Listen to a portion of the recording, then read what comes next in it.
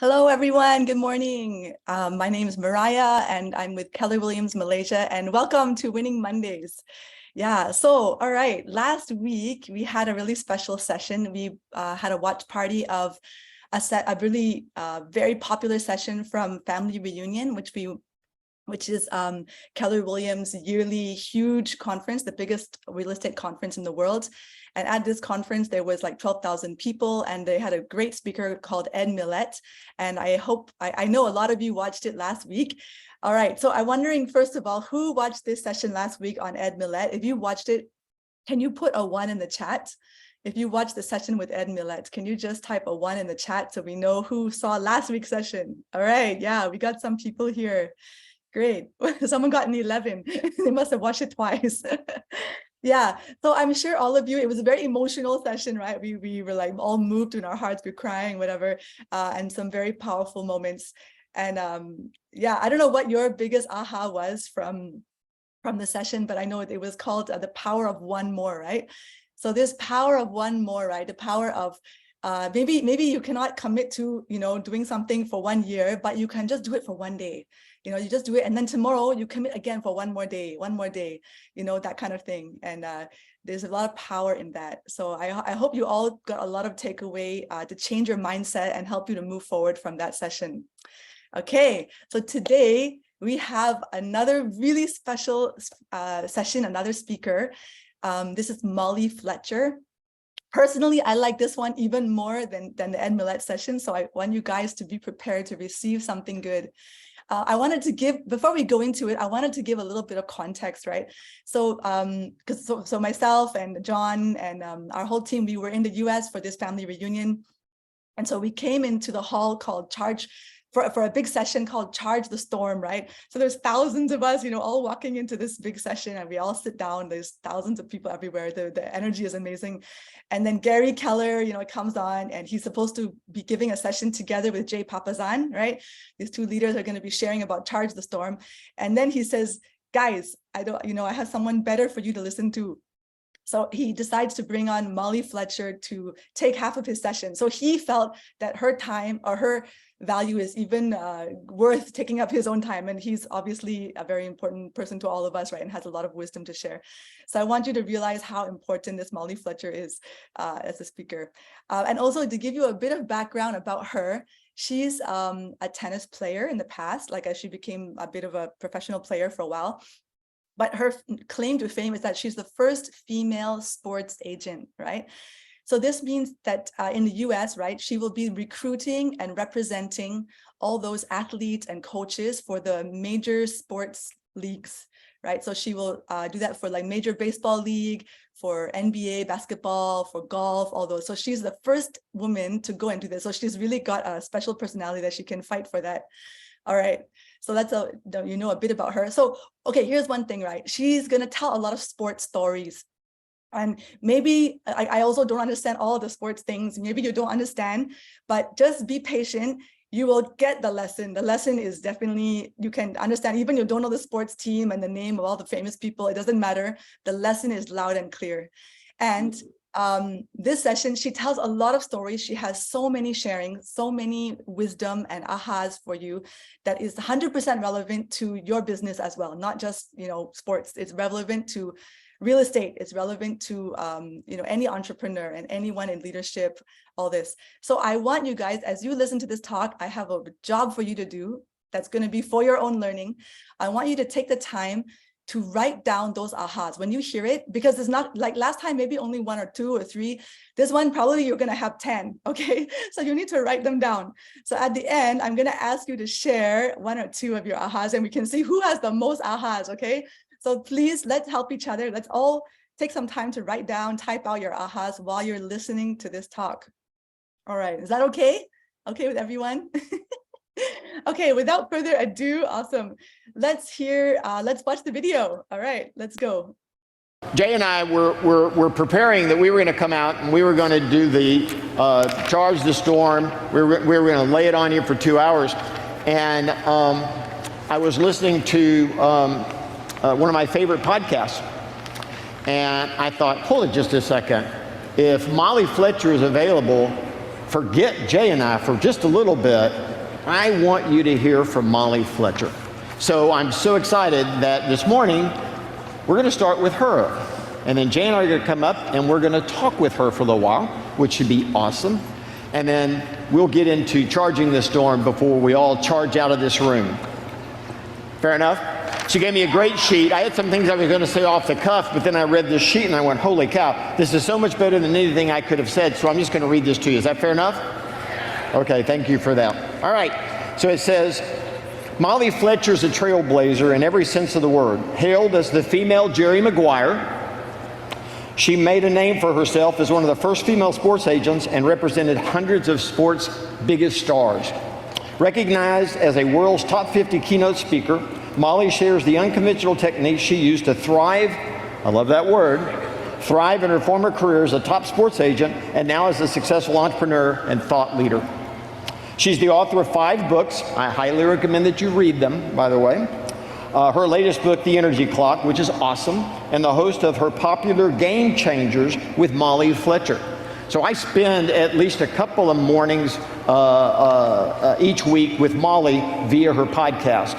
And I'm telling you, it is absolutely worth listening to, where she interviews experts and celebrities in every field. Molly's TED Talk, Secrets of a Champion Mindset, has racked up more than 1 million views. Wow. And she recently launched her first on-demand course, Up Your Game. Her company, Game Changer Performance Group, helps clients unleash their peak performance through training experiences on energy negotiations, high impact. She's an incredible individual. She and I went backstage. I was supposed to be prepping for stuff, and we had so much fun. I didn't prep for anything, so all I did was hang out with her. So please welcome to the stage today, Molly Fletcher.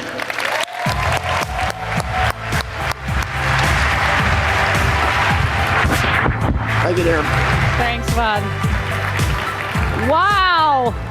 Wow, wow, wow. Well, I gotta tell you, I'm very grateful to be invited to the family reunion.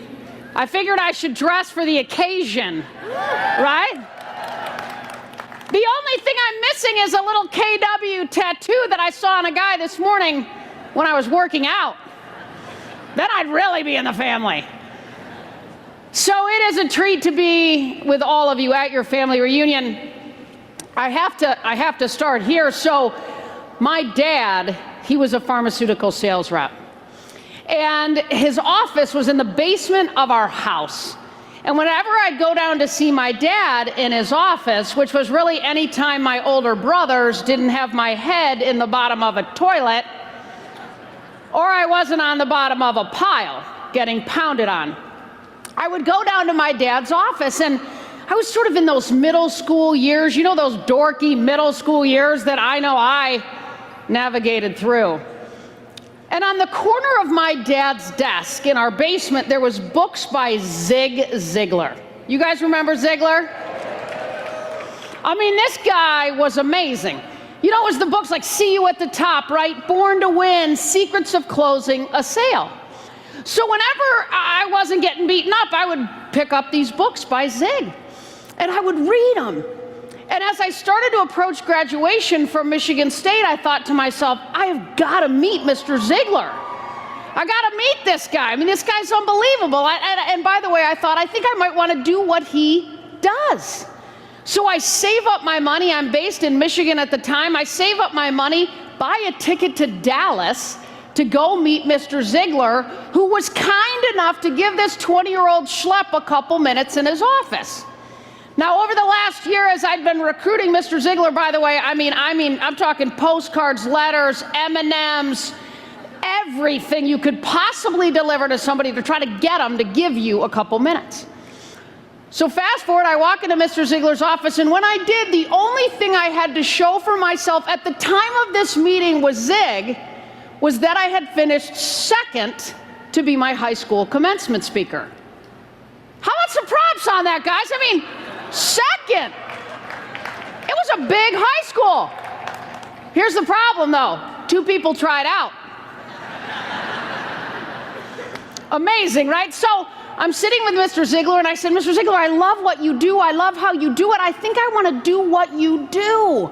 And he smiled, and he leaned forward, so kind, such a kind man, and he said, hey, Molly, that's great.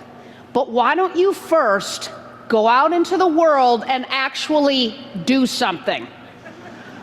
And then maybe, just maybe, one day, you can go out into the world and talk about it. That's pretty solid advice, right?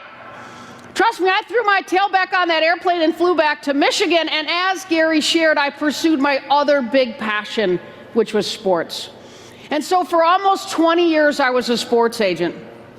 And I had the opportunity to recruit and work with some of the best athletes and coaches in the world, right? Guys and gals that wake up and compete on often a world stage.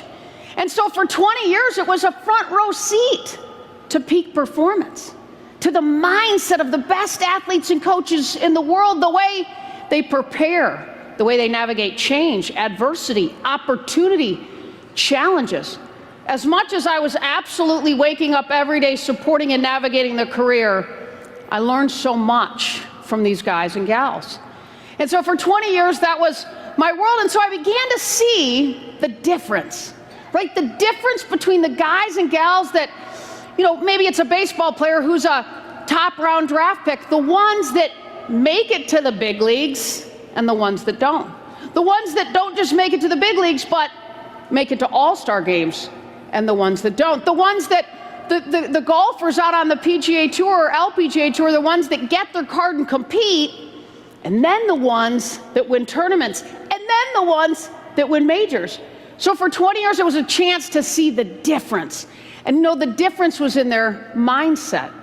It was so much of what in many ways I had learned from Mr. Ziegler reading those books in my awkward middle school years, that we all have it inside of us to get a little bit better. And so for 20 years, it was a chance to watch the way these guys behave, prepare, recover. And it was a mindset, because see, here's the deal. In sports, there is no place for complacency. There's no place for it, right? So I want to share with you some of the things that I learned, some of the mistakes that I made along the way, most importantly, so that you can lay it over top of the people that you work with and the people that you serve, and certainly the families that you want to serve. And I feel connected to the work that you do because as an agent like you, it was a really competitive space like you. It was a fee-based business like you. It was a business where it was about relationships and your ability to truly connect to the athletes and coaches I work with like you. And in the agent business, you might find this interesting. There are actually more agents than athletes to represent.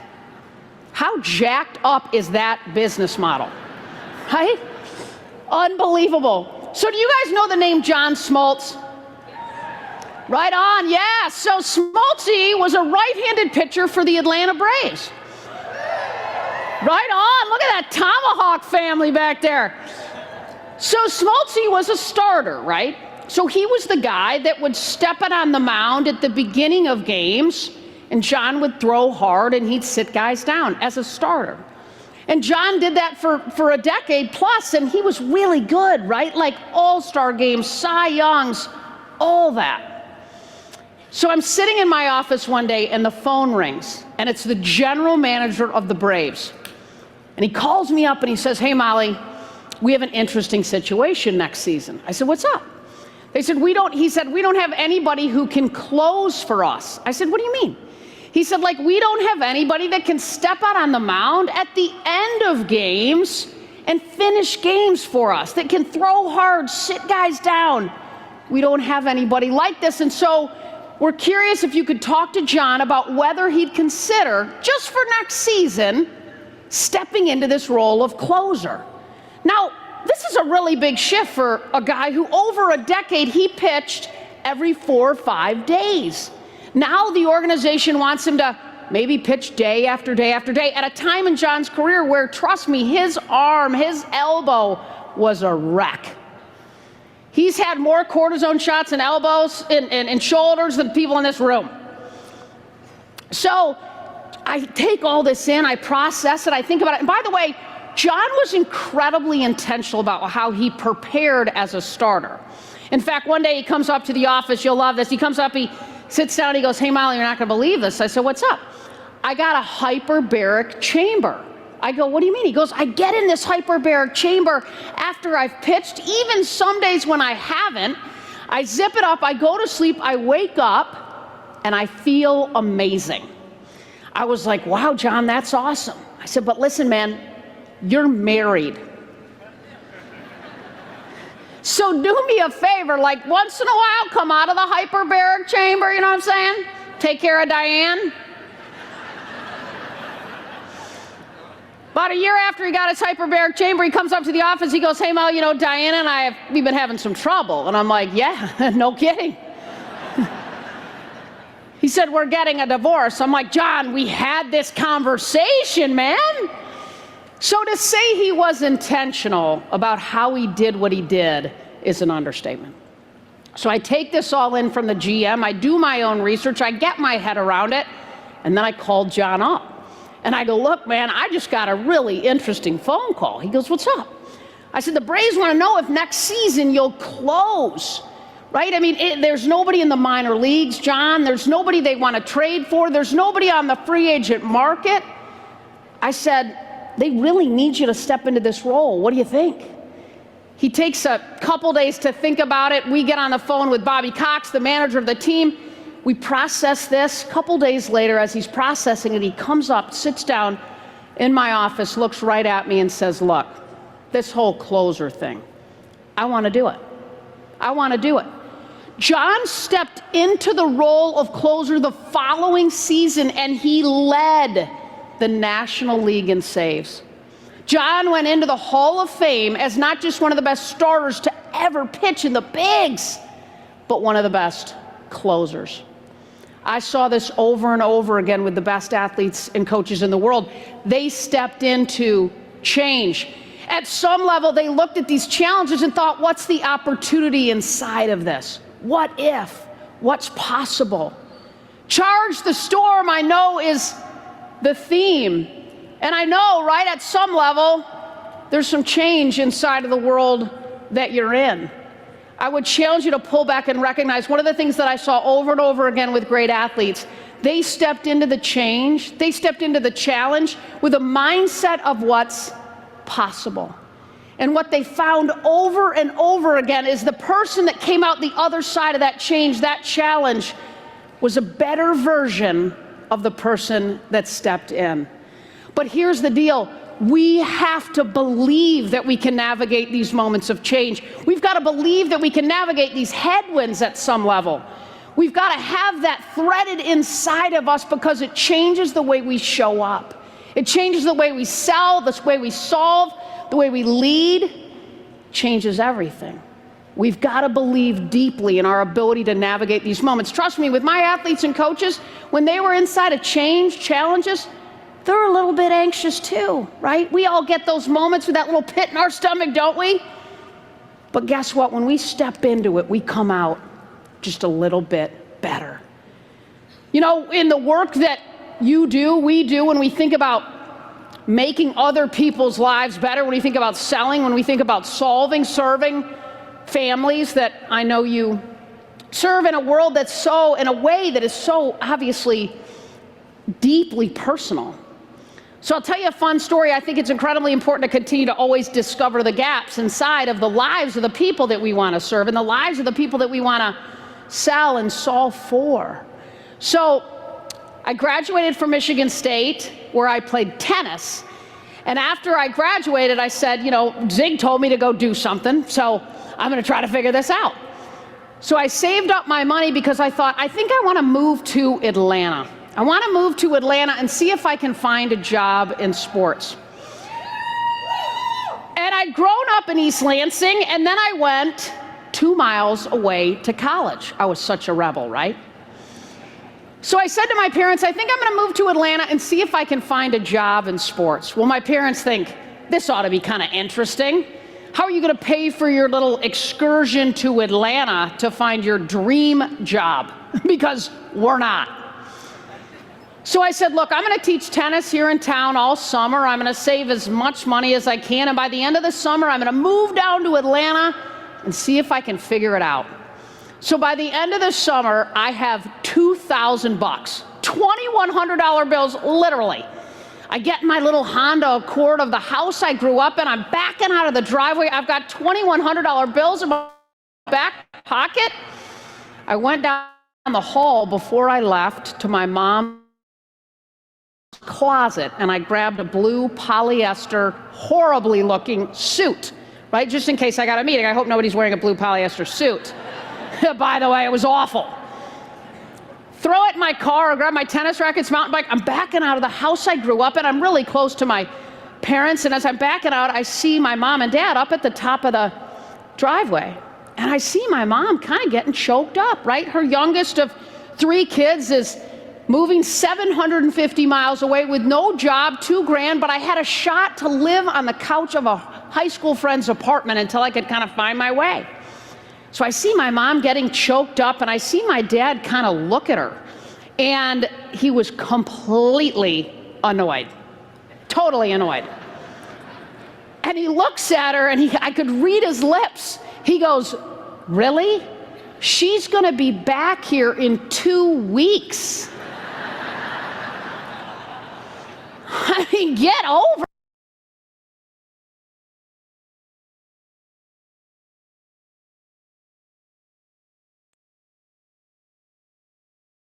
it, right? Like, what are you crying about? So I back out of the driveway, I get down to Atlanta. My girlfriend from high school was kind enough to let me sleep on the couch of her 600 square foot apartment until I could kind of figure it out and find a way. The first morning I wake up and I had the names of 3 people in Atlanta who taught tennis. And my coach gave me these folks, and she said, look, I know you don't want to be a tennis pro per se, but call these people up, right? And maybe they'll help you. And I've always believed in life, right, that when we ask for advice, we get a job, and when we ask for a job, we get advice. By the way, I think this can be true in business. Sometimes when we ask for the business, we get advice. Sometimes when we ask for advice, we get the business.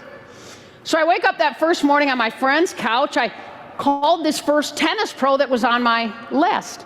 And I'm on the phone with this guy who was really nice, and as we're talking, he said, you know, Molly, I don't know if you know this, but like in Atlanta, tennis is huge. Like, for example, people teach tennis at apartment complexes for a little bit off the rent. I said, what do you mean? Like, they teach 1 night a week at the property, and then the apartment complex gives them just a little reduction on the rent every month. I said, well, look, dude, let me be straight with you, right? Like, I've got about $1,700 now. I woke up on a couch, and by the way, I'd been eating grapes straight out of the produce section at Kroger all week. I mean, you can eat grapes straight out of there. You will not die. I'm proof. So he said, yeah, tennis is big. In fact, you know, a buddy of mine, really good guy, he said he just got engaged. He's getting married and moving out of an apartment complex where he teaches tennis. He said, they're about to need a tennis pro over there, but I don't think that manager at the property knows it. And I was like, dude, where is this place? I mean, I need a gig like that. He goes, you know what? He said, he tells me where it is. I get in my car, drive over to the apartment complex. I walk in, and the manager was there. I said, hey, how are you? I'm Molly. I taught tennis, played a little bit. I said, do you guys have a tennis court here? She said, oh, yeah. We have a court. We have a pro. He's awesome. He teaches every Tuesday night to anybody that lives here. You got to live here, and then you can come to the clinics. And I go, oh, okay, got it. I said, well, look, if anything was to change with the pro, I would love to talk to you about teaching here. She goes, oh, yeah, no, he's been here forever. Everybody loves him. We're good, but really appreciate you coming by. So I hand her my, I don't know if anybody else did this, my totally bootleg, paper-thin, homemade, unprofessional business card. But man, was I pumped, right? So I hand her my card. I said, well, look, if anything changes, let me know. Obviously, he had not told her yet. I get in my car, I'm driving back to my friend's apartment, and right across the street at this little strip mall, I see this little pizza place. Looks like kind of a little mom and pop little spot. It's called Pero's Pizza. So I see this place and I thought, I wonder if that place sells a lot of pizza to that apartment complex right over there, because it kind of feels like it should, right? I mean, it's right there, it's really close, it's kind of feels like it should. There's 1,100 apartments in this little complex. So I thought, so I pull up my car, walk in, is Mr. or Mrs. Pero here? Pretty safe bet, right? Out comes Mr. Pero. I said, Mr. Pero? He said, yeah. He said, hey man, I'm just curious. I said, you know that little apartment complex over there? He goes, yeah. I said, you know there's 1,100 apartments over there? Yeah. Do you sell a lot of pizza over there, Mr. Pero? Because it kind of feels like you should, right? Like you should just be driving back and forth, man, all day, just killing it. He goes, you know, that's interesting. And I said, what if we did something, Mr. Pero? Well, let's say once a month. Once a month, you give me like 15 or 20 pizzas for free. I'll give them to people that come to the tennis clinic, get them pumped about Pero's Pizza. If you let me, I'll take a coupon from Pero's, I'll stuff it in the newsletter, and we'll drive traffic back to you. Everybody wins. He goes, wow. He said, that's amazing. So 15, 20 pizzas for free, and you'll stuff the newsletter with the coupon? I said, yeah. He goes, done. I love it. I said, okay, but here's the thing, Mr. Pero. I don't actually have, a deal over there yet. But I am right there, man. Like, I am right there, right? So when I get the deal, I'll be back. So can you just keep it between you and me? He goes, yeah, for sure. I got you. No problem. I get in my car. I'm driving back to my friend's apartment. And as I'm driving, I'm like, man, I called my buddy at Wilson Sporting Goods. Really good guy, had given me all my gear when I played in college. So I called my buddy, I said, hey man, could you put like a box of Wilson stuff together for me? Down the hall, don't you have a little closet? You could throw, water bottles, keychains, t-shirts, a bunch of gear. He goes, yeah, Molly, I'd be happy to, no problem. He FedExes this down to me. The next morning, I print these tennis tips that I'd written for a little local magazine in Lansing. Probably, by the way, very poorly written tips. But I thought, heck, let's reuse the tips. Let's put them in the newsletter to drive traffic to the program, to help get people excited about the community. I print these tennis tips. 1:15, my box comes in from my buddy at Wilson. I get in my car, I drive back over to the property. I walk in and the manager thankfully was there. I said, hey, how are you? I'm Molly, I just wanted to go. She goes, oh my God, you are not gonna believe this. I'm standing there like this, right, with my box, my dad. I said, what's up?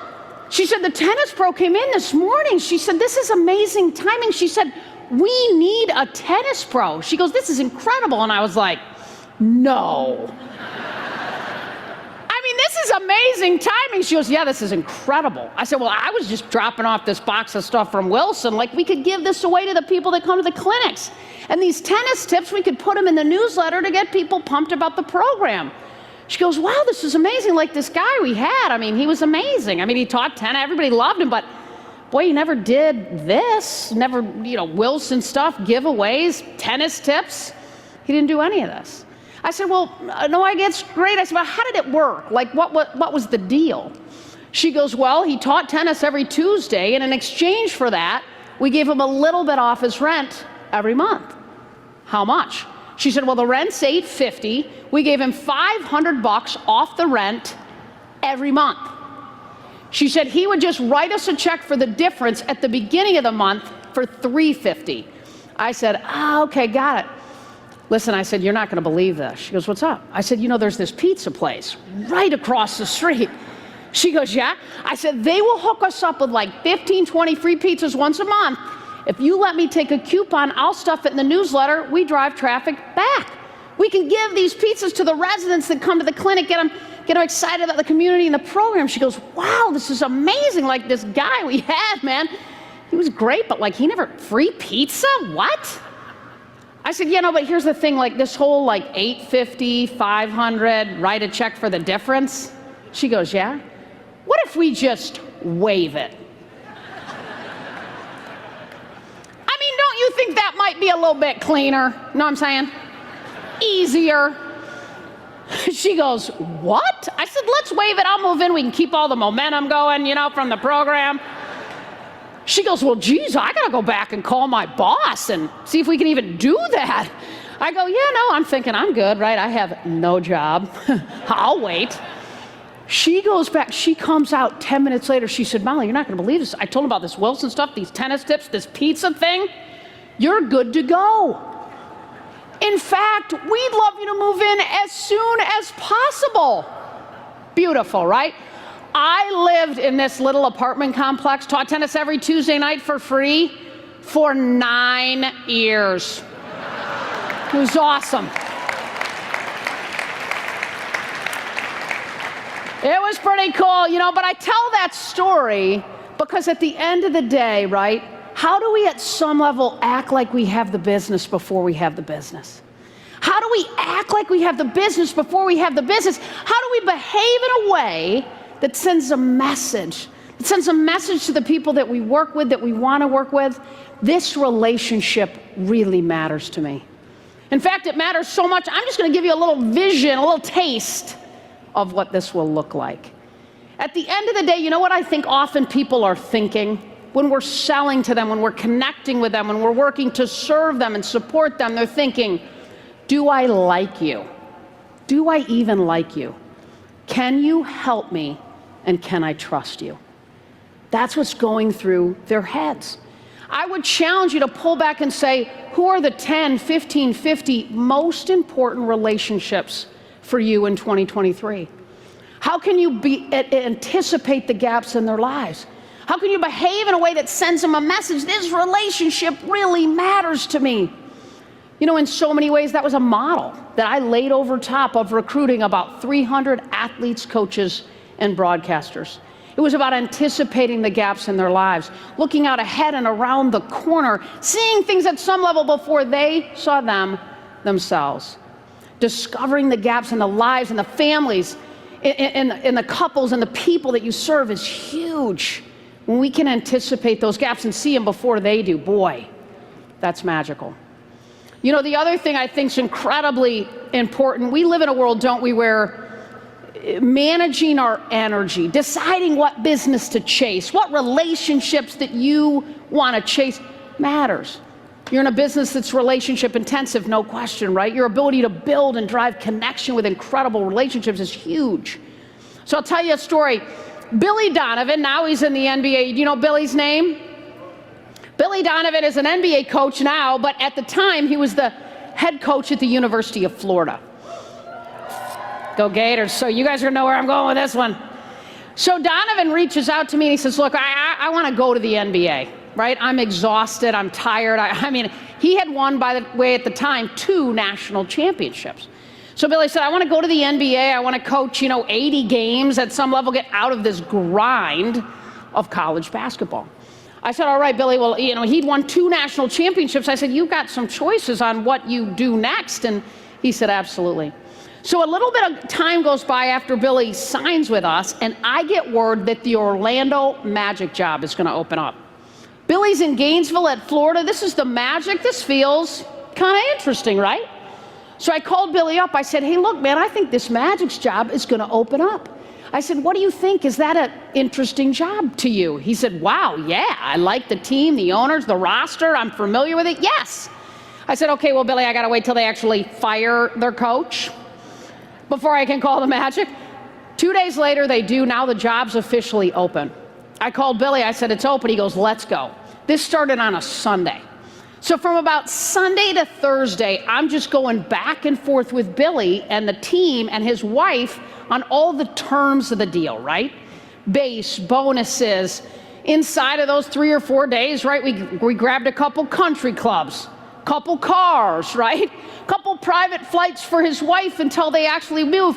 We load this contract up. By Thursday, we've got him to become the highest paid coach in the NBA at the time. So Billy's excited, his wife's excited, the team's ready to announce it to the media. So Billy flies from Gainesville to Orlando. I fly down with one of my agents from Atlanta. Billy flies from Gainesville to Orlando. Did you grab that? I mean, because you can't make that drive, right, guys? Who would do that? So Billy flies, he lands, we get in a car, we go over to the arena, he signs 6 contracts. He does the press conference, answers everybody's questions with the media, does a terrific job. At the end, he gets back in, he flies back to Gainesville. My agent, myself, fly back to Atlanta. This was on a Friday. It's Friday night, we just took our guy to the NBA, he's pumped. He calls us up, we go to this great restaurant, we wanted to kind of celebrate. So we go to this great restaurant, we order an unbelievable bottle of red wine. Halfway through the bottle of wine, Billy calls, he goes, hey, look, I want to bring one of my assistant coaches with me. He doesn't have an agent, he needs help, so would you call him and do that deal? Do we like referrals, team? Yeah? Yeah, we like referrals. I was like, done, Billy. Yeah, man, we got you, right? I call the assistant coach, call the team, kind of tee that up. So we ordered another bottle of wine. Just saying. 7:30 the next morning, I'm standing in my kitchen, Saturday morning, cooking breakfast for our daughters, and the phone rings, and it's Billy. I answer the phone, I said, hey man, what's up? He said, hey, this is gonna be a lot. But Molly, I don't want that Magic's job. I can't do it.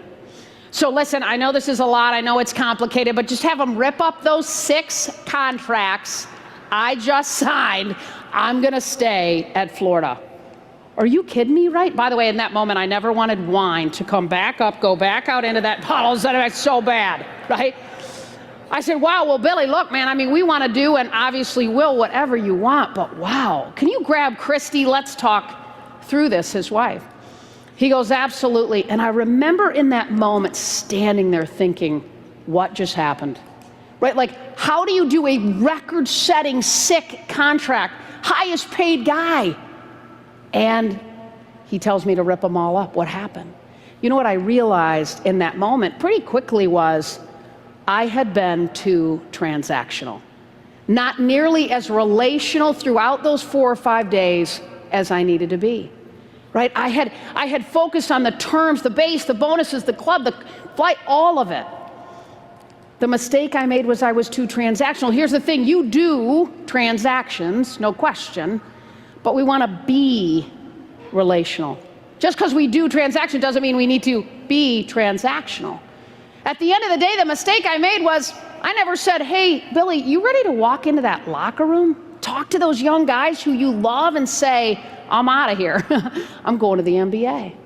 You ready, Billy? I mean, you love your athletic director to walk in and say, I'm leaving, I'm going to the NBA. You ready to do all that? Have you ever done that, right? Like you walk out of a showing or a conversation and you go, sweet, they didn't ask. They didn't bring it up. That thing that often most people ask about or are curious about, or that thing that I knew maybe mattered, it didn't come up. Sweet. I'm gonna push this thing through. You know, we're in an environment where building strong relationships is incredibly important. Being relational in our approach versus transactional is huge. You know, the other thing I think matters so much right now is our ability to know what to chase at some level and what not to, right? You have a choice about where you put your energy versus your time, no question. So question, how many people have folks who call you on the phone, right? So they call you on the phone and you look down and you see their name on your phone and you go, oh my God. Right, like you see their name and you're like, you gotta be joking me, what do you want? Isn't decline a wonderful feature, people? It's amazing, right? So I had a client like that. And every single time she called me, it was like the blood would just rush out of my entire body. I mean, I'd see her name and I just would want to hit end. And so finally I pulled back and I asked myself a question. Does she deserve all this energy? Right, the amount of energy that I was pouring into this one relationship was a ton.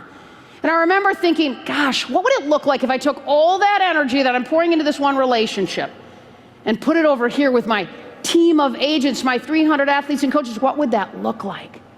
I finally got the courage to step away from that draining relationship. And what I found was incredible. The amount of energy that I was pouring into that relationship was more than I'd even realized. At some level, it's asking ourselves the question that Tom Izzo, longtime client and friend, head coach at Michigan State men's basketball, Tom says to his players all the time, you better be better than your problems. You better be better than your problems. In other words, he's sort of saying, you better put up so many crazy sick points, man, you're worth dealing with, right? Off the court. I would challenge you, one of the things that I saw when I was an agent with great athletes is they would ask themselves the question often, who deserves my energy? Versus at some level, where will I spend my time? But in business, don't we? We spend a lot of time and energy focused on our time. But why does it matter if we don't have the kind of energy that we need in the moments that matter most? I would challenge you to pull back and say, who deserves your energy and who doesn't? We've got to get clear on that, don't we? It's incredibly important. You know, Gary mentioned my book, The Energy Clock, and he loved this slide, and he said, hey, Molly, will you take a screenshot of this and show it to the group? And so I did. Here's how we know when our energy clock is set at some level, right? When we're feeling that we have the energy for the things in our lives that matter most, when we're energized, when we're fulfilled, when we're focused, when we're feeling mentally healthy, that's when we know.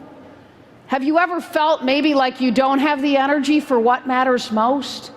Have you ever felt exhausted, drained, and distracted? Maybe times in your life where you're reacting and you're blaming? That's when we know we've got to be intentional about setting at some level our energy clock. I would challenge you to pull back, because here's the deal. If we're going to sell, if we're going to solve, if we're going to lead, if we're going to navigate the storm at some level, we've got to have enough energy, right? Energy is key to performance. It matters. I would challenge you to pull back. One of the things that I think is incredibly important is to get really clear on what gives you energy and what drains your energy. And get clear on that. If you want a tool to help you do this, this is a tool that helps you get really, really clear on a process that allows you to be more intentional about managing your energy at some level more than your time. It's an easy little one-pager that helps you get inside of a way to look at your schedule, through the lens of energy. One of the things I saw with great athletes and coaches is they're focused on how they have the energy for the moments in their life that matters most. We need to do that too, don't we? Because if we're gonna charge the storm, if we're gonna navigate what I know is a little bit of a tough window of time, we gotta have the energy. We gotta chase the right stuff. You know, as we think about leaving this family reunion, I love it, as a little bit better version of the person that stepped in, we've got to believe deeply in our ability to continue to evolve, in our ability to navigate change and to embrace it at some level fearlessly, to park that fear sometimes that we get in our stomachs to the side and step in anyway. We've got to be intentional about that. We've got to discover the gaps, don't we, in the lives of the people that we lead and serve and want to serve. We've got to make sure we manage our energy. We've got to be relational, not transactional. But you know, the truth is, so much of this rolls up, doesn't it, into discipline. Is to taking this and making sure that we show up with discipline. Here's the thing, I think people overestimate talent and underestimate discipline. So I was standing on the range at a PGA Tour event, and I look down the range and I see Butch Harmon. And you might know Butch's name. Butch is a heck of a golf teacher out on tour. He works with some of the best men and women in the game of golf. So he was standing behind the GOAT, Tiger's bag. He worked with Tiger for a long time. And I was standing down to the side at the end of the range in the 7:30 in the morning, early one morning, and I look down and I see Butch. Now, I didn't know Butch at all, but what I did know was he was a lot of fun. He was a big personality, fun guy. So the players were good, so we sort of started chatting. And inside of this conversation, I'm thinking, wow, this guy's worked with Tiger, he's worked with Phil Mickelson, he's worked with Annika Sorenstam, he's worked with some of the best golfers in the world. He's walked practice rounds, he's been around them in big moments. I thought, wow, this is pretty cool. So as I'm talking to Butch while the guys were warming up, I said, Butch, man, I gotta ask you. I said, what do you think is the biggest difference between the guys and gals out on the PGA and LPGA Tour that are, you know, 1 to 10, 1 to 20 on the money list? The ones that are winning tournaments, the ones that are holding trophies over their heads, the ones that are making cuts week after week after week. I said, Butch, what do you think is the difference between them and everybody else? He didn't hesitate for a second. He looks at me and he goes, Molly, actually, that's easy. He said, the ones winning tournaments, the ones making cuts, the ones holding trophies over their heads, he said, Molly, they recover from adversity faster than everybody else. He said, honestly, it's that simple. He said, the best recover fast. You know, athletes use film to recover, to reset. We as business people, we need our own version of that, don't we? I have this thing on my computer and I call it a smile file. And I just drag and grab great emails, great notes, right? Great emails like the ones you guys are gonna send me, you know, this afternoon. I drag and drop great notes, great nuggets. We need those things too. I would challenge you, save those things. Maybe it's electronic, save the notes. Because here's the deal, when we can go back to it, it helps us reset. Great athletes go to film to help them reset, to remember, to remind them. We as individuals, maybe we go to our mission statement, our personal purpose statement. It helps us reset, it helps us recover from the tough moments. Recovering quickly is key. I would challenge you to create a system that works for you so that in these moments you can reset and do it quickly. Here's the deal, the best coaches in the world, they're gonna make bad calls. The best baseball players in the world, the best pitchers in the world are gonna walk guys, right? The best hitters in the world are gonna go 0 for 4 some nights. The best golfers in the world are gonna miss cuts sometimes. But you know what the best do? They recover fast. They don't do it twice, 3 times in a row. They recover, they reset. We need that too. We need that inside of ourselves as well. You know, when we think about discipline, you all have a lot coming at you, don't you? Personally, professionally, you got stuff, right? Right now, you got stuff coming at you. So I'll tell you kind of a fun, since this is a family reunion, I'm gonna keep it kind of family. You ready? So my husband and I had our first daughter, which was a gift. I'm sure there's parents in the room. It's amazing, isn't it? So we have our first daughter. It's awesome. And she's about 5 months old. And I'm coming home from the office one day and I'm like, I think I might be pregnant. But I mean, I'm like, there's no way, right? Ladies, you got my back on this? I mean, I'm sorry guys, but that is not on our to-do list after we have a little miracle. Just saying. So I stop at CVS and I grab a pregnancy test. I get home, I take it, and it's positive. I get back in my car, I drive back to CVS, I buy 15 more. I get back, I take all 15, they're all positive. I've got some interesting data at this point, right? I have 16 positive pregnancy tests. Now, I was in so much awe, I actually handed my husband one and I said, you take one too. So now I have all this, so I call my doctor who had delivered our first, who's awesome, and I said, hey, look, you're not gonna believe this. I said, but I think I might be pregnant. She starts laughing, like legit laughing. She said, wow, Molly, well listen, I mean, why don't you come in here tomorrow and, you know, let's see what's going on. She goes, let me put you in at lunch. I'll kind of add you in there and come over kind of in the middle of the day and we'll see what's up.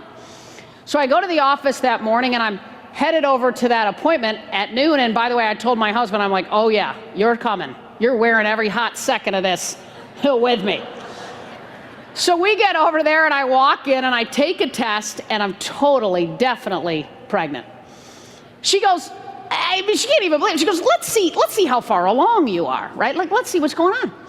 So I go, many of you have been in one of these little rooms, right? I go back and lay in that little room, right, with, you know, on the little black table, and my husband's sitting in a chair kind of in the corner of this room, which, by the way, is exactly where he needs to be. Because I want to kill him. So I'm laying on this table, she throws the sonogram on my stomach, and after a couple minutes, she goes, whoa. She goes, Molly, look at this. I look over at the monitor and there's a baby, a miracle, with arms and legs kicking full on. She said, Molly, you're 12 and a half weeks pregnant. Yeah, right, like do the math on that.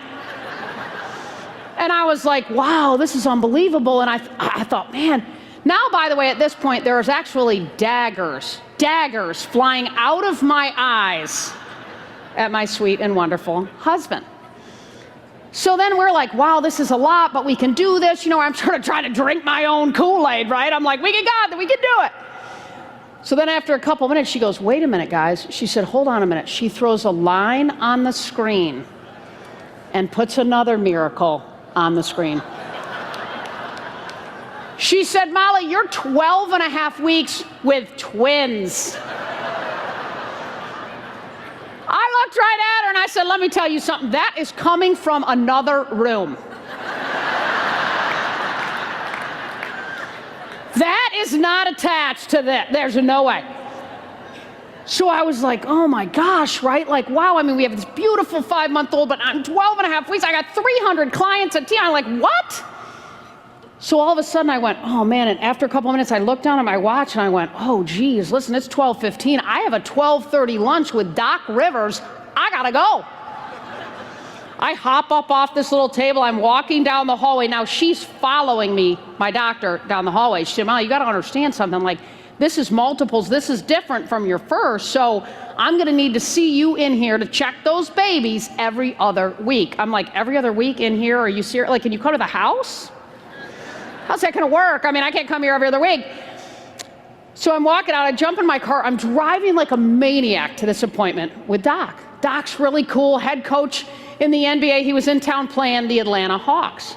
So as I'm driving, I think, I better call my parents. Right? Like, I better call my mom and dad. Really, just to let them know that they're about to move to Atlanta. Yeah. So I get my mom on the phone, she's awesome, and I'm like, hey, Mom, listen, you know, you're not gonna believe this, I'm headed to an appointment. I said, but I just wanna give you a little update. She's like, what's up? I said, Mom, I'm pregnant. She goes, you have got to be kidding me. What are you doing? I'm like, do we have to go there, Mom? She said, what are you thinking? I said, I know, Mom, but listen, this is a miracle, right? Like, this is a gift, come on. And then after a couple minutes, she chills out just enough, and I go, but like, Mom, I'm walking in, but listen, here's the deal, Mom, it's twins. She goes totally psycho on me, fully psycho. She says, let me tell you something, Molly. I just retired. And the last thing that I want to have to do is move to Atlanta and raise your kids.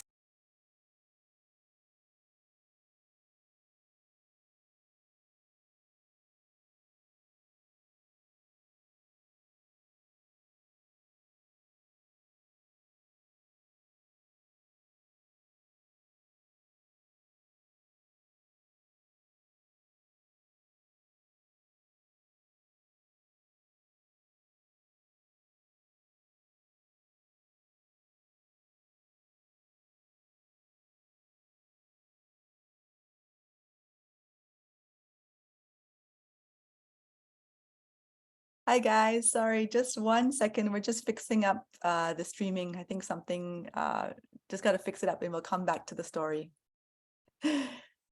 Yeah, did you find the story funny with Molly and her twins? Must be quite shocking. Gosh. All right. Yeah, what are some of your ahas so far? I have like 7 big ahas with all these mini ahas. Can someone share, anyone want to share their ahas in the chat, or just even you can turn on your microphone if you want and talk. Protection breaks. What does that mean, Fifi? Can you share more? What do you mean by that?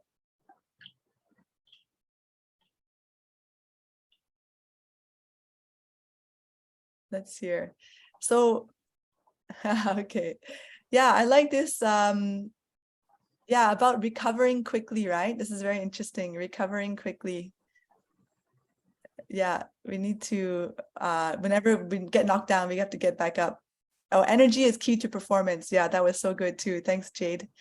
Okay, apparently we are ready to come back online. So let's come and see the video. Let's continue. Thanks. Oh.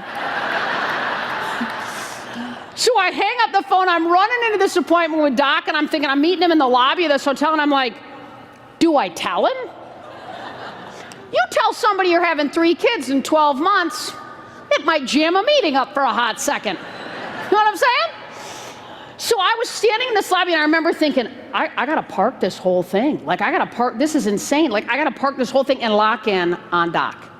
You know, it was a moment though that was so evident to me how hard it is to be present, how hard it is to lock in. At some level, it's about controlling the controllables, right? I love how Nick Saban says this. He says to his players all the time, be where your feet are, right? Show up. It was a moment when being present was harder than ever. You all, I know, you find yourself in these moments. Here's the thing that I would challenge you to do, to recognize the power in being present and recognizing the power in controlling what you can control and let go of what you can't. There's so much right now that we can't control, but boy, there's a lot that we can. Our attitude, our mindset, our effort, our discipline. I would challenge you to create a way in which being present stays a part of the way you show up every day. For me, this is tough. I have a screensaver on my phone. It says, be present. On my computer, it says, be present. Sticky notes on my desk, be present. Showing up sometimes when it's hard takes a little bit of discipline. And here's the thing, the people that we lead, they can tell. They can tell when you're really there or not. The people that you are doing showings with, the people that you serve, the people that you come home to at night, who matter most in your life, they can tell. They can tell when you're really present or not. At the end of the day, that takes a little bit of discipline. So I had to share this photo. People always ask, girls or boys, 3 miracles. And yes, my parents moved to Atlanta. They moved for 4 months. And they would come to the house every morning like employees. You know, they'd come in, they'd leave at 5:30, even if the house looked like a bomb went off and everybody was wet and crying. They were out the door, right? My brothers joke and say, you have kids and that mom and dad move down, and we do, and they drive by. It's great being a girl, right? These are our 3 miracles who are now all in college, and my incredible husband of 22 years has hung on tight along this ride.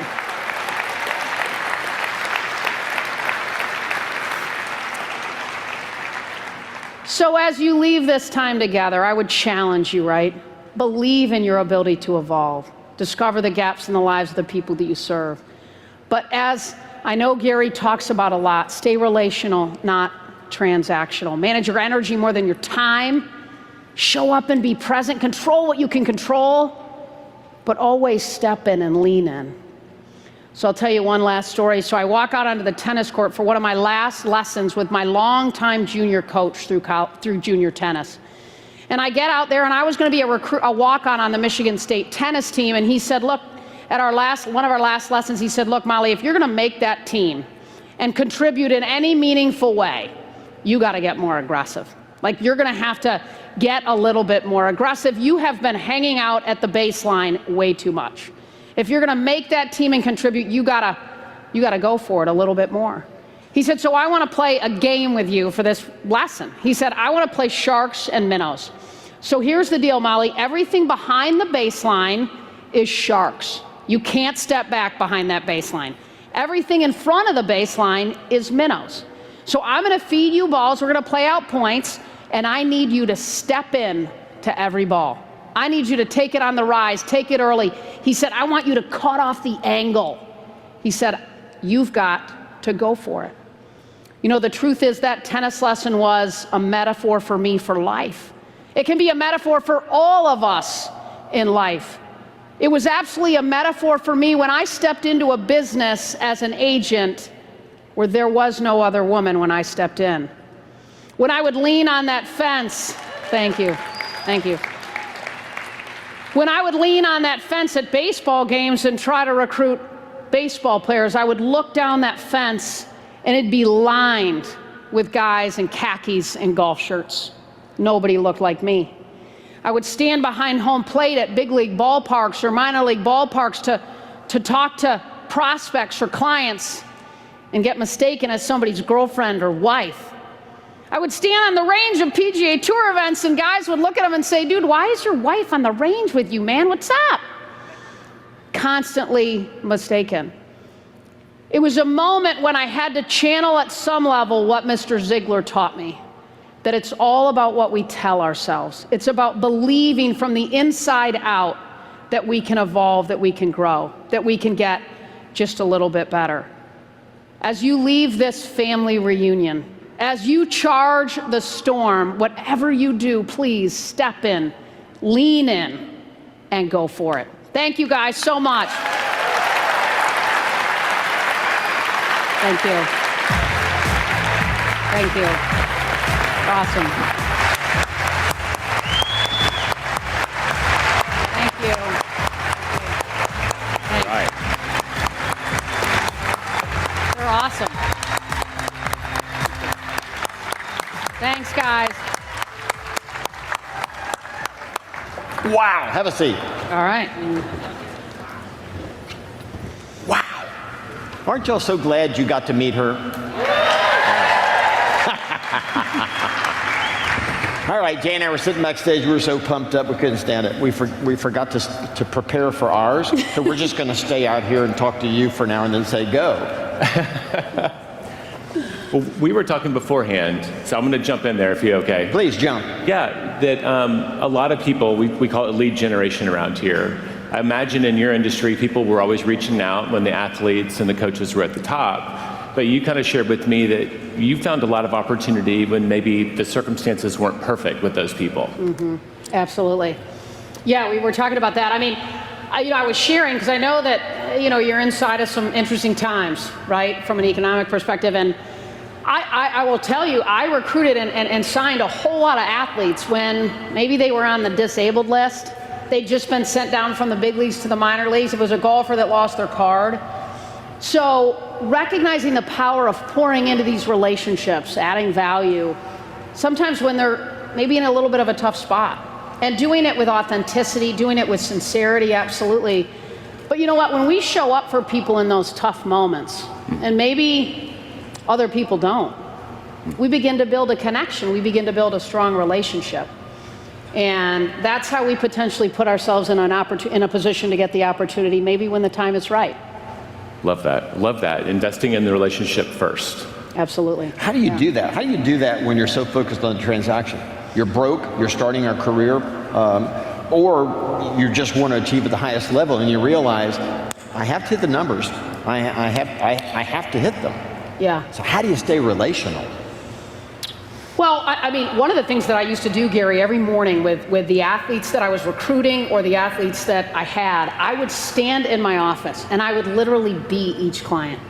And I would say, not literally. Okay.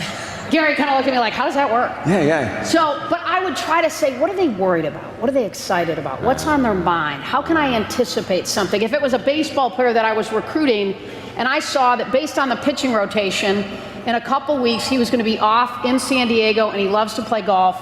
I'm calling Torrey Pines. I'm getting him on that golf course. So it's just about taking a couple minutes, right, to anticipate.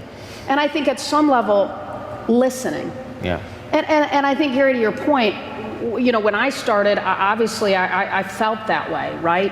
Anxious, a little, certainly I didn't have a lot of money, and so it was about trusting the process at some level, believing in yourself and believing that you can get there and that you can do it and that you can add value to the people's lives. But it requires anticipation. It requires trusting yourself. It requires stepping into discomfort, a little bit of fear, right? I love that. I have a question for you. What was it like to be female in what had to have been mostly testosterone-based men?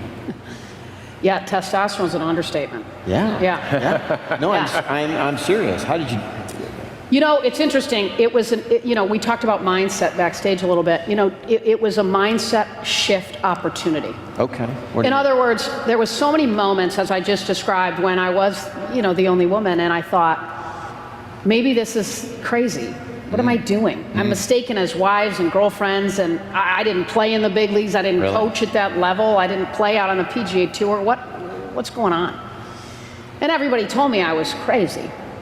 So it was an opportunity to say, okay, maybe they're right, or maybe this is a good thing. Maybe being different, but being who I really was going to provide an opportunity for me to add value in a way that was different from others. Right, sure. You know, when I was on that fence, I didn't try to be in khakis and a golf shirt like them, right? I was trying to show up as myself. So I think there's all these moments in life where I think we have an opportunity to reframe them as a gift. It's like that Smoltz story that I shared. John didn't think, gosh, what if I fumble horribly? What if this doesn't work? Right? He thought, what's possible? What can happen? What if? I mean, think of, you know, when a pitcher stands on the mound to throw a pitch, if they think, oh, geez, I better not walk him, right? That's not they're going to walk him. Yeah. So you got to say, I'm going to smoke it, I'm going to sit him down, right? And so, so I share that only because as a woman, it was an opportunity to reframe it and find the gifts in it. And, you know, for me, the truth was it was a secret weapon, actually. Because oftentimes I would recruit the wives if it was a male athlete. And they'd go home to their husband and say, you got to be kidding me, man, you get traded, you get released, I got nobody. I'm standing here with a house, cars, pregnant, and you get on an airplane and go pitch for another city in another town, and I'm standing here. So I built a whole team around me to support the entire family, not just the athletes. So I think we've all got to say, what makes us different, and how can we lean into that as an opportunity to serve differently than maybe the people that we compete with? Yeah, you know, in your position, you had to have, I know because I've heard you talk about this, you had to have worked with men and women who were in their darkest days professionally. Toughest moments, right? Yeah. When you reflect back on that, any lessons, any ahas as you watched those individuals work their way through that? Or maybe they didn't work their way through it. Right. Well, I believe in those moments you've built a strong foundation of a relationship, hopefully built around authenticity, love, support, honesty. And in those moments, you've built that foundation, which is powerful, right? So that obviously is the foundation. So then the things that you're sharing with them inside of these challenging moments, as you said, dark moments, they trust you, right? I believe that it's important to tell the truth to the people that we serve, tell it quickly, and tell it ourselves. That was one of the things that I always would keep front and center. But I had a baseball player once who was a hometown guy. He'd begin to struggle big time at the plate. And he was struggling so much that I thought, I think the team's going to trade him. But he never thought they'd trade him. He thought, no way, they're never going to trade me, even though he had really struggled. He was in a dark place, to use your words. And so late that night after the game, he'd gone 0 for again, and he was leaving the ballpark, and he called me in tears, a total wreck. And he goes, I just got traded. I got traded, and it was a moment when, as his agent, it was an opportunity for me to help shift his mindset. I had anticipated this moment a bit, and so I was able to sort of inside of that moment say, this is awesome. This is exactly what we need. A new clubhouse, a new uniform, a new city, a new manager, a new hitting coach. This is what we need. You are going to crush it. A fresh start. A fresh start. Yeah. So I think when we can anticipate those moments for people when they're struggling, and then when we can really be there for them. So using change as a strategy in that case. Absolutely, yes. Well said. That's right. Absolutely. So if you look over this audience and you think about the tough times that they face, not necessarily personally, but professionally, any industry right now that makes its living based on the cost of money, like I shared with you earlier, is going to go through a hard time because the federal government is going to insist that you go through a hard time. You don't get to choose that, right? So when you think about where they are today, because just think of this as over 10,000 baseball players that just got traded, right? And they didn't ask for that. They didn't ask for the situation they're in, but they're now in it. And they look up and they go, okay, change just happened. What do I do? What do you say? Well, I would say you can let change happen to you, or you can make change happen for you. There you go. So I think it's recognizing how can this change. Yeah, that's right. And so, it's an opportunity to pull back and get really intentional about what are the things that you can control and what are the things that you can't. Amen. And we've all, haven't we, in life, we've tried to control things we can't. Talk about getting exhausted, right? Yes. So to Yes. me, you can even do this exercise. Take a circle, and in it, write all the things that you can control: attitude, mindset, effort, all these things that we can. That's right. And that will allow change to happen for you, not to you. Yeah. And then all the things in the outer circle are the things that you can't. We got to let that go. I love that. And find the gifts inside of these moments, as hard as it might be, right? Recognize that change can create an opportunity for us to grow, no question about it. Well, you dealt with people in your professional life on a regular basis that had a hard time, Absolutely. right? It wasn't caused by the economy. Right. Yeah. Sure. Yeah, I mean, I had a golfer once who he just was missing cuts. He was hitting the ball sideways. And That's not good. That's not good. Okay. Sideways is, that's not good. That's not good. Yeah, we got to get out in the fairway. That's right. And it was an opportunity for him to say, this isn't working. I need to reset. And he went down. He lost his card. At some level, he lost his job, would be the analogy. Oh, no. He went down to the minor league system. He reworked his entire golf swing, changed it significantly. Wow. To set himself up to compete effectively on the PGA Tour. Wow. And then he came back out, and he's still out there. He just made the cut at Riviera this weekend. So it was being real and honest with the situation. Yes. And then having the courage to say, and at some level, the self-awareness, the vulnerability to say, I've got to make a shift. Yeah. And I believe it's incredibly important for all of us. I'm sure you have this, but we have to have people around us. And I always tried to be that for my clients, who will tell us the truth with love and support and all those things, who want nothing from us but for us to be the best version of ourselves. Right. And that's incredibly important, because they can help us see maybe some blind spots, to help us know, maybe I need to go rework my swing. Maybe I need to reset. Yeah, I love that. All right, Jay, last question, yours. Well, I was texting my wife because she's out here, and I was like, what do you want to learn from Molly? And so I'm going to go back to the young lady that was negotiating with free Wilson balls, pizzas to get free rent. Like, was negotiating just something you picked up in the family? I want to know the origin, and also, we negotiate for a living. Yes, you do. What advice can you give us about how we call it win-win around here, but Sure. what advice can you give us for our negotiations? Yeah, well, I mean, you negotiate all the time, and I think, truthfully, there are opportunities to negotiate every day, all the time, all around us.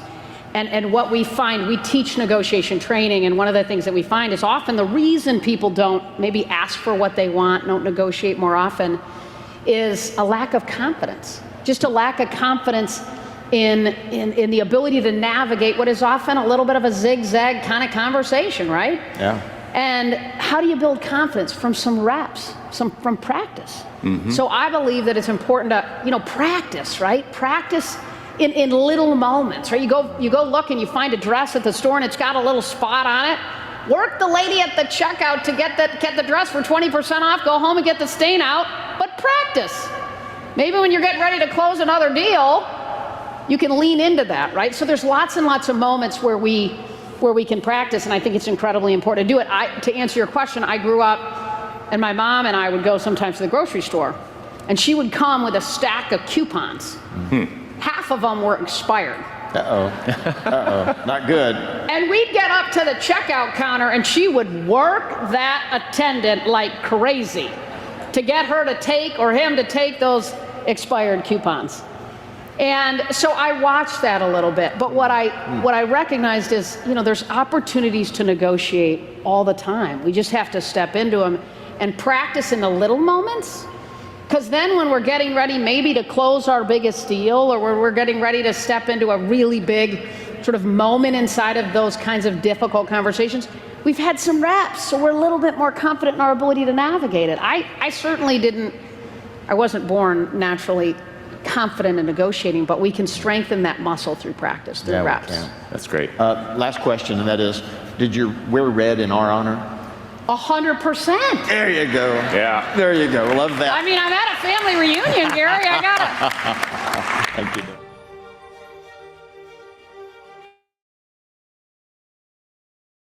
Hello, everyone. Okay, we're back. The video's done.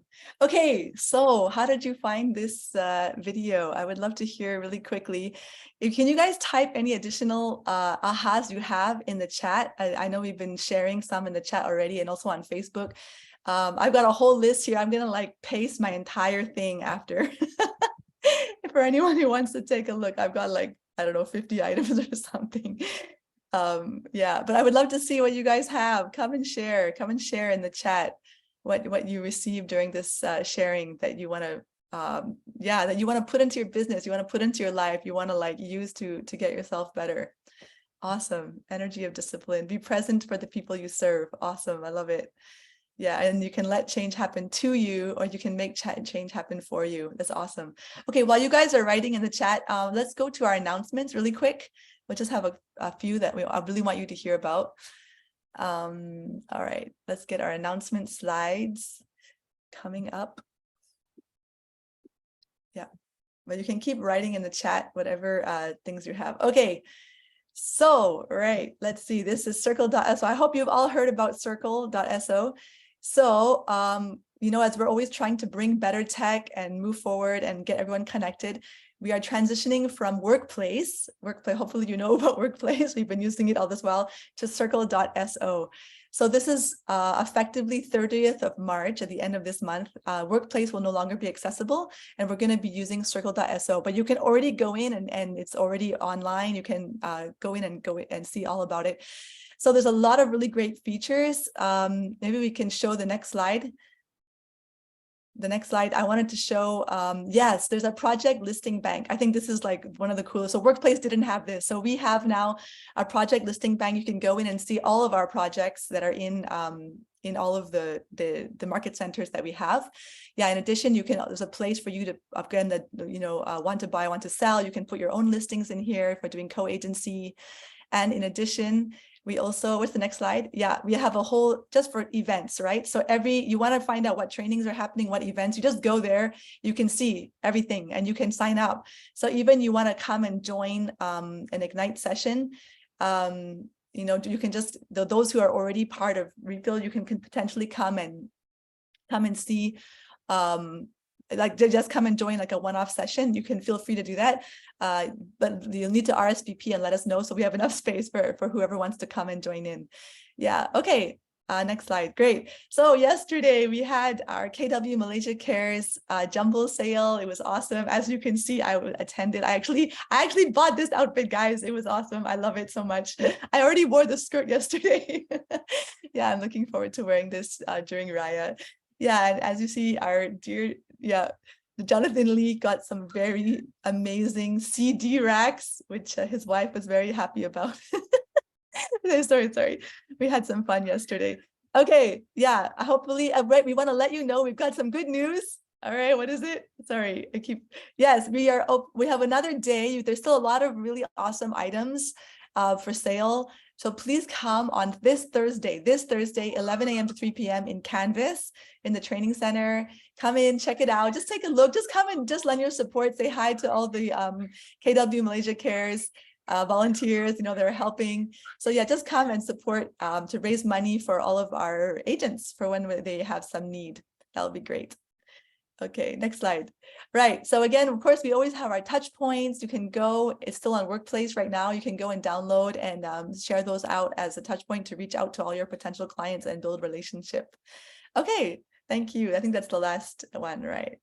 All right, so I'm glad you guys have been writing some of your things. I'm gonna just post my long list. I had them numbered, but then the numbers, my numbers don't seem to paste over into the chat. Anyway, you can see you can feel free to copy and paste that, or copy that if you would like.